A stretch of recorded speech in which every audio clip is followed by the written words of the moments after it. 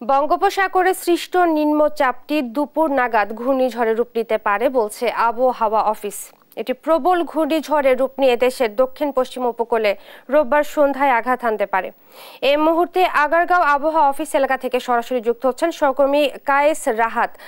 রাহাত, ঘূর্ণিঝড় রেমাল কখন নাগাদ আঘাত হানতে পারে এবং আবহাওয়া পূর্বাভাস কি বলছে? সবশেষ খবরাখবর আমাদেরকে জানাবেন। ধন্যবাদ।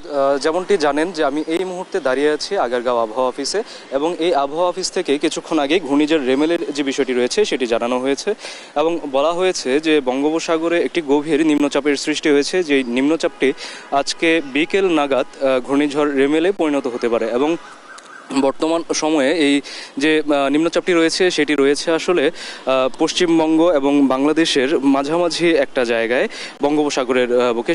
তো সেখান থেকে আজকে বিকেল নাগাদ এটা হয়তো বা একটি ঘূর্ণিঝড়ের রূপ নিয়ে আঘাত হানতে পারে, এবং এর প্রভাবে আমরা এখন যেটি দেখছি যে চলমান যে তাপদাহ রয়েছে, তো এই ঘূর্ণিঝড়ের প্রবাহে প্রবল বৃষ্টিপাতের একটি সম্ভাবনা জানিয়েছে আবহাওয়া অফিস থেকে।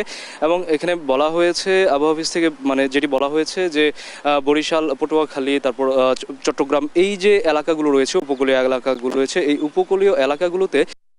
রাহাত, আপনাকে ধন্যবাদ। ঘূর্ণিঝড় রেমালের আঘাত নিয়ে বলছিলেন সহকর্মী রাহাত।